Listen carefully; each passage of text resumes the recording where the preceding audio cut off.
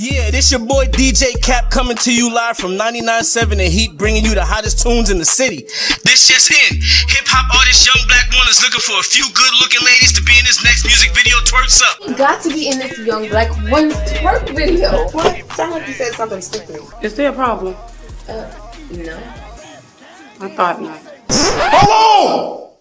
My girl don't dance unless you give me 15%, and that's up front. Next! Young Black One. Hello, mama twerking. I wanna see him twerk, man. Just a little bit. Started doing music, over 20 years ago.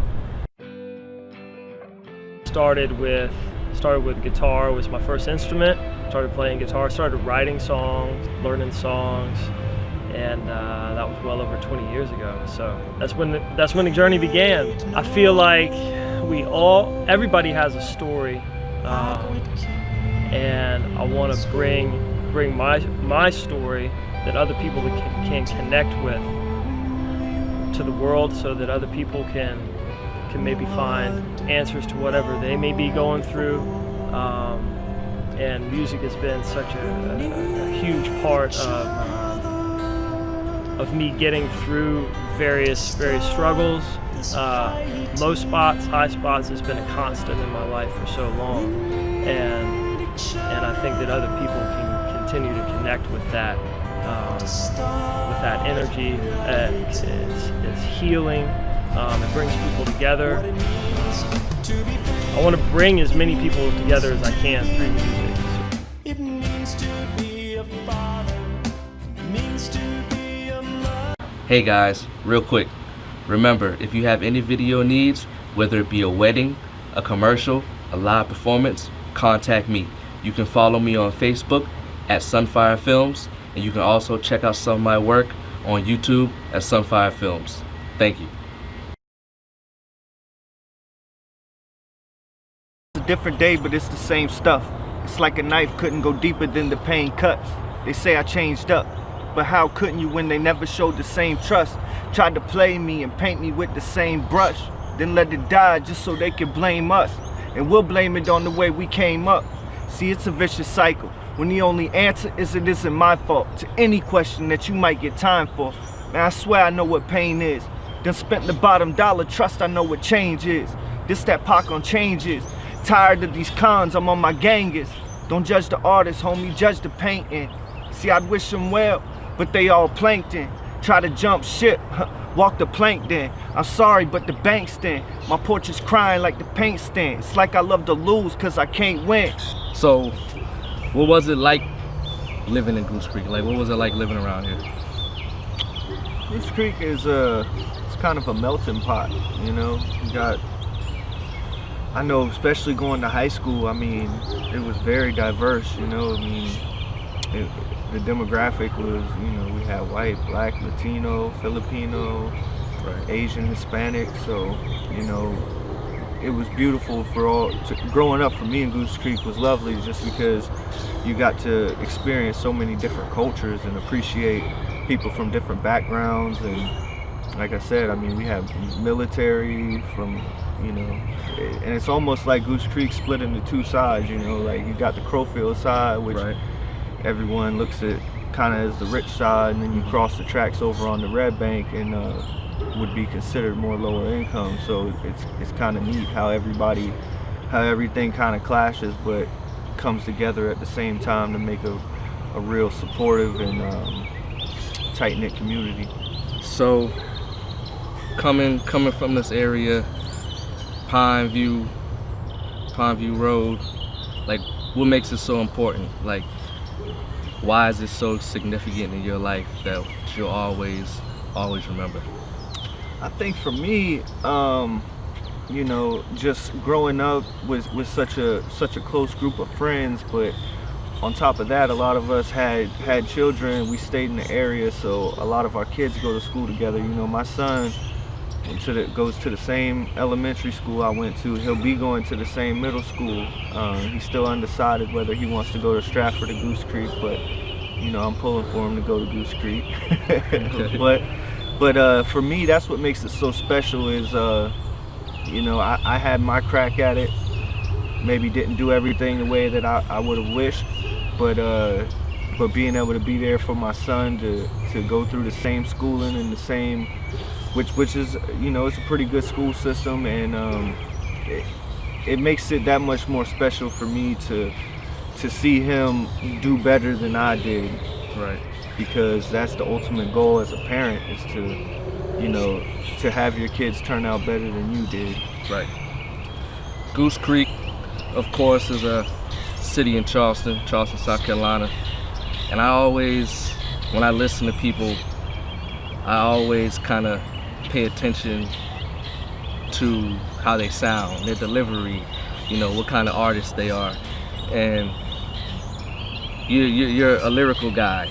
So I always wonder, you know, especially coming from the South, you know, times has changed. You know, they used to say the South, they ain't had nothing to talk about. Mm-hmm. So who were some of the people that you listened to growing up, like your influences that maybe kind of help mold who you are?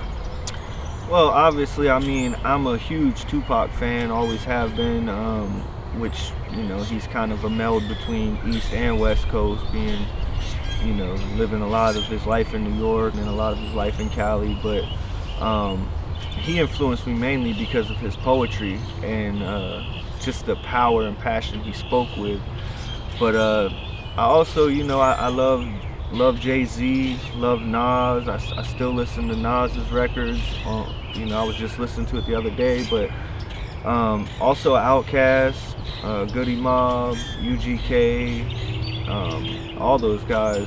T.I. is another one of my favorites. I know my teen years we were heavy into Ludacris, and I know that 1 year the 50 Cent's first album came out, that thing, I mean, I don't know who wasn't listening to that, but definitely. As far as my lyrical, the lyrical side of it, like I said, I mean, Andre 3000 was a huge influence on what I do, because he showed me that you can still be poetic, but at the same time kill it, and at the same time make something that people want to hear, funky and groovy, you know, that you don't, just because you're lyrical doesn't mean you have to be bland or only for somebody who's intelligent enough to catch what you're saying. So I think they really influenced me to do it the way that I do it. So do you think like poetry played a part of who you became?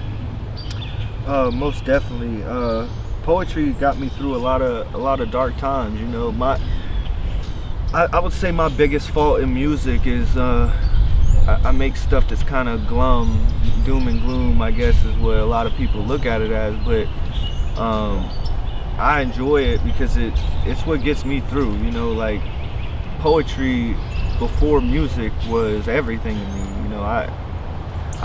When I wrote my wife, who, you know, we were high school sweethearts, we were young kids, I mean, we've been together since like 7th grade, and when I would write her letters, they would be poems, you know, even if they weren't like, you know, when you hear a poem, you hear sensitive, lovey-dovey, you know, but, you know, a lot of my poems would be light at heart, or would, you know, just be kind of fun and almost like raps. And I think that's what kind of steered me towards rap, is that once I realized that a lot of my poems had more than a just kind of stanza feel to them, you know, they had this flow to them that could transition into music. And when I was growing up, you know, rap was, and still is, I mean, it's getting bigger and bigger by the year, so it was what was huge around my time when we were growing up, you know. I guess if I had been born 15, 20 years before, I probably would have had a guitar and did some Bob Dylan type stuff with, you know, poetry. But it definitely influenced me to make music when I seen people like Tupac or Andre 3000, who are at heart poets, you know, but they found a way to make music without letting the beat restrict them, to let their poetry be what's at the forefront and the beat complement them. So it definitely had a huge part in molding me as a musician, as an artist, and as a person. You've been doing music for a while, and anybody that's been doing anything for a while, you know, things start to change, the vision may change, the things that you want aren't always the same. So what's your happy ending? What do you want? My main goals always stayed the same. I've always wanted to be revered and respected as a lyricist, and you know, I take pride in being intelligent, but I'm not prideful about being intelligent. So with that being said, you know, I do like to be recognized for having the intellect to twist words and to write poetry and to speak and conversate with people on an intellectual level. But as far as the vision changing, you know, I'm a father of 2 kids now.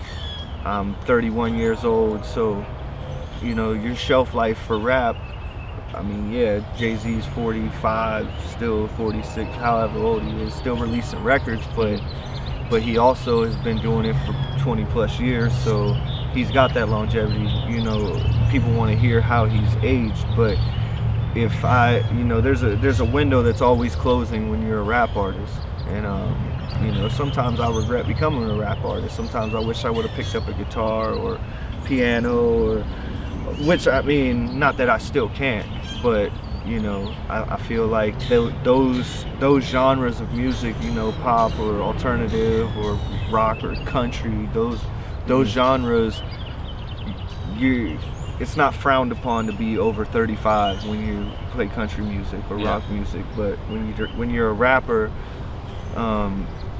you're too old to be doing that, you know. So I guess the way my vision has changed also is that I try to make music that is impactful above all, and something that I can be proud of, in the sense that I don't mind, you know, anyone listening to it, whatever the age or demographic is.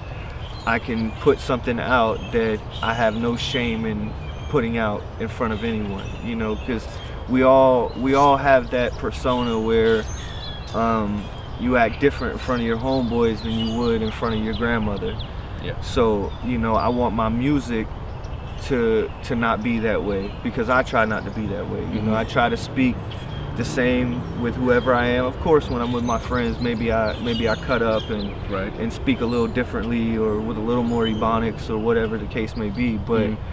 But as far as my music, you know, I really just want it to be a standout.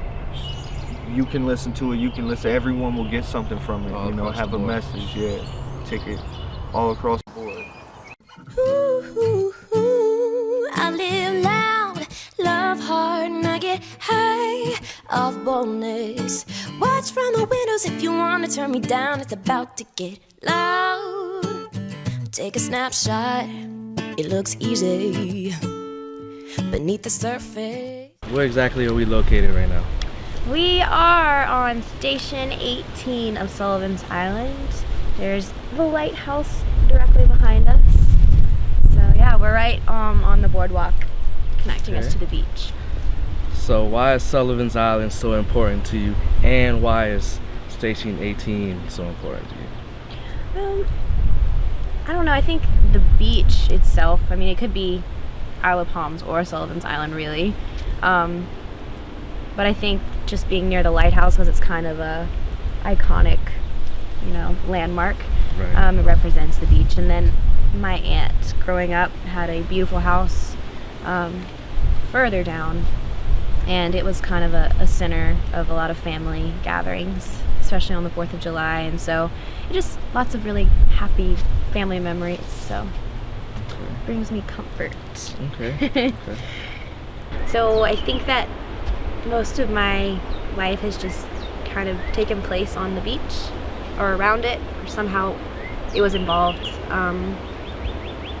I grew up spending Saturdays out here. My mom would pack up lunches and we would come out here, and every year I got a new blow up inner tube, and I would spend hours and hours in the water just riding the waves. Just didn't care that the water was murky or what was in the water. Now I'm scared to go in the water, but then I would just stay out there for hours and just ride the waves. And I think a lot of family celebrations were kind of centered around the water.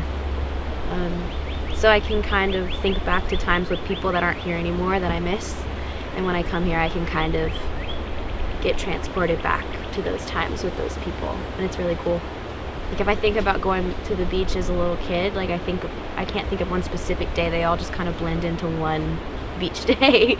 But I can always remember making friends with random people, because when you're 4 years old, nobody cares what you look like or where you're from or anything. They just want a friend to play with at the beach that day, and you might never see them again. But that was what I did, and without fail, I made a new friend every time I went, and we just had a blast. So how did music first come into your life? Music first came into my life through my dad, which I talk about all the time. Yeah. But it's just true, you know. He introduced it and kind of instilled it in me from a young age, and stuck with me. Yeah, you said he used to play, right? Yes, very much like I do now. And then settled down a little bit and did more of the church scene. So I followed him around with that and watched and observed and loved it. When was the point in your life when you decided this is what you wanted to do? You didn't want to be a doctor, you didn't want to be a lawyer, you didn't want to be a judge. Like, what made you want to do this, and what made you realize this is what I want to be?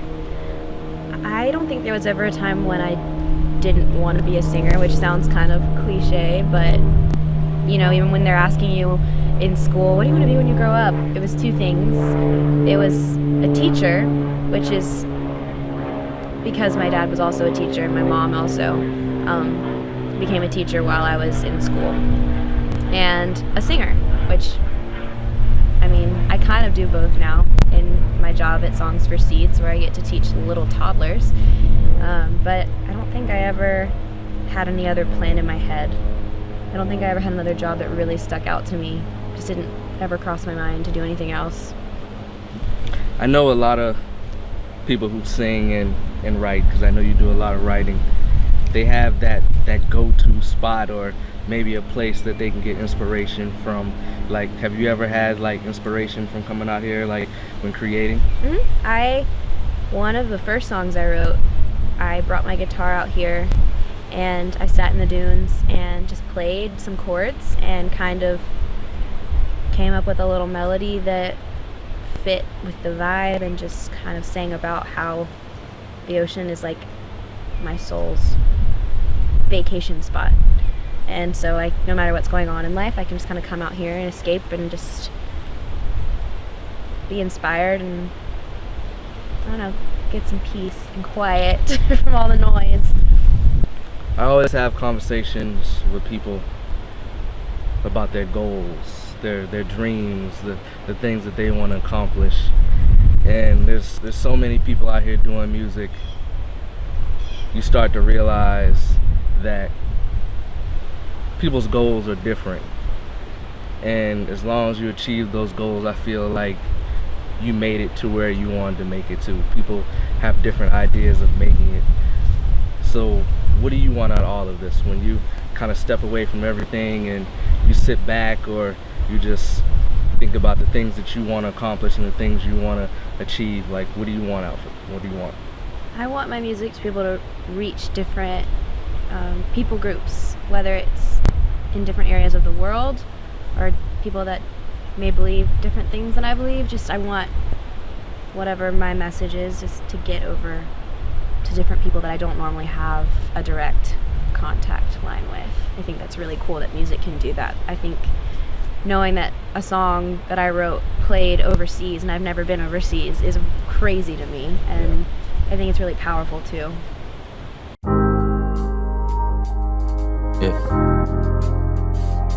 When it all falls down,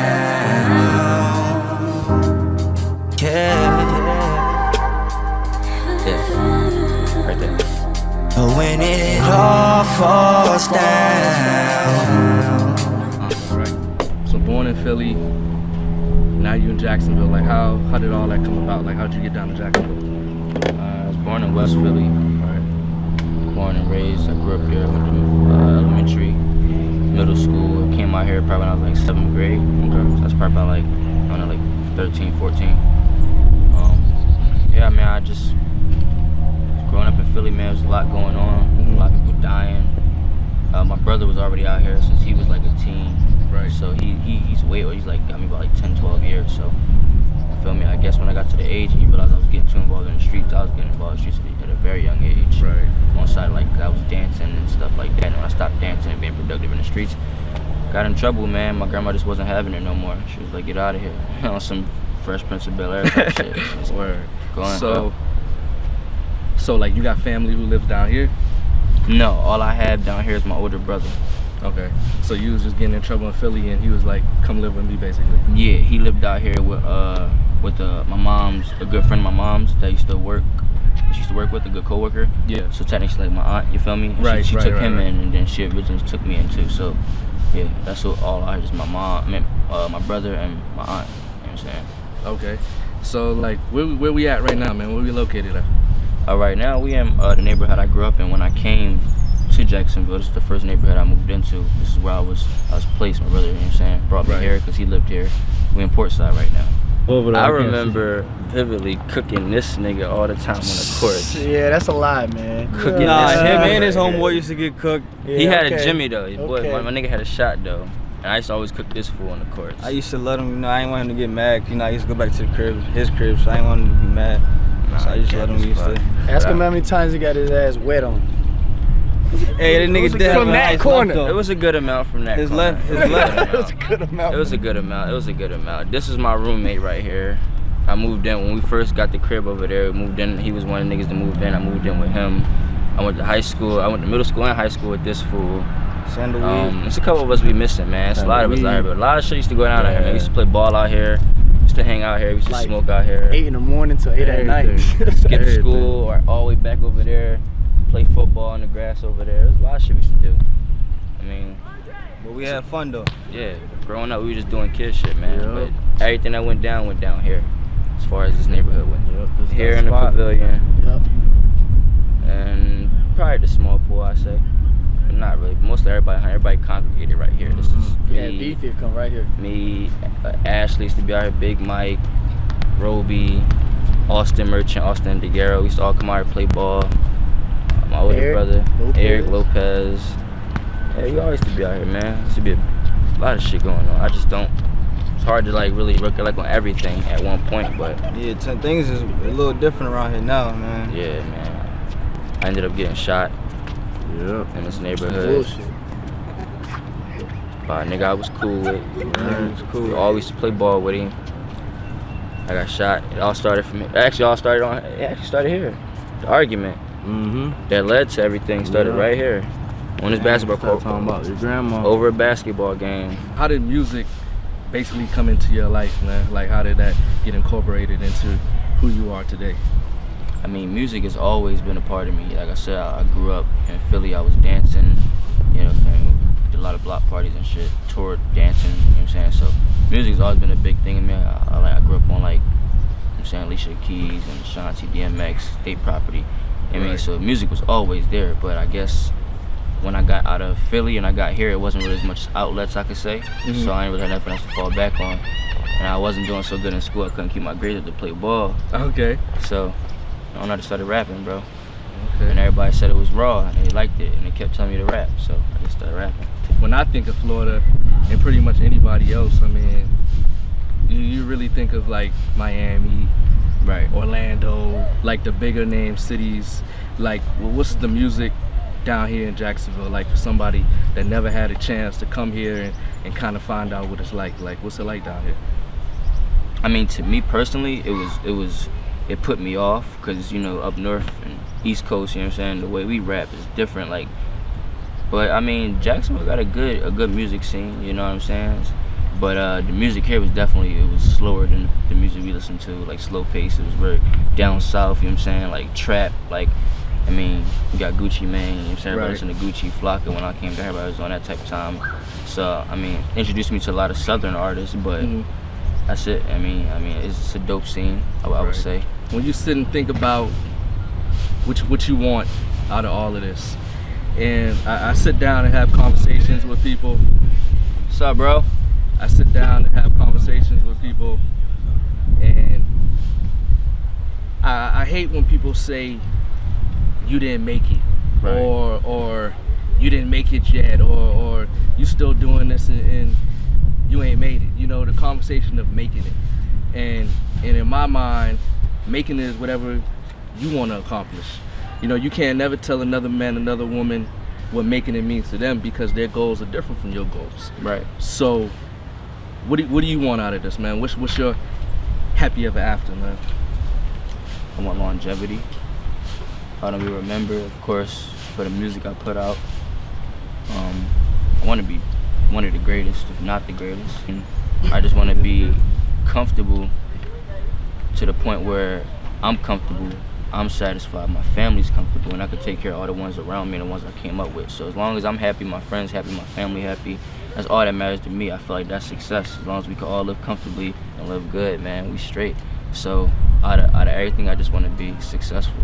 I mean, and that's what success is to me, just making sure we all stable, healthy, and happy. Right. And great. Everybody want to be great, but it takes a lot of work for that. I'm definitely going to be one of the greatest. Listen, I've been working on myself. I ain't got time for a chick. I'm trying to get richer than prior, no priority switch. I've been at it since a preteen, killing this shit. Never sleeping on my level, I know I'm better than this. Whoa, man, goddamn, I feel like Dex in his lab. Mixing these drugs, my depression is bad. It's either by the cops or the streets, everybody getting killed. Or I feel my nigga Glee shit is sad. So now at 16, I keep one in the head and ready to call my lawyer, so I stack this bread. Came a long way from them dirty ass trailer. We was trapping out, hitting licks just to pay rent. And now I got fans that'll buy my shit. And now my shorty better than a Tyler and shit. I just been plotting, I worked on my brain. I show niggas the way and let them take advantage. But I never panic, they won't do no damage. I think outside the box, I'm fucking outstanding. I'm tired of people overstepping their boundaries. Phony ass friends, especially family. Seems like I put too much faith in the people who really ain't care from the jump, and that's scary. This ain't a movie, but watch how they view me. Observing so hard to make sure they don't lose me. Everything from being fans at first to getting close enough to follow my movements. I ain't tripping, I'm just surfing this wave, sipping mojitos and smoking this dank. Probably somewhere in the closet, well aware of the fact all the ones that I love isn't here, but I still kept my focus. Times I done lost it, but got it back before I self-destructed. I'm raw.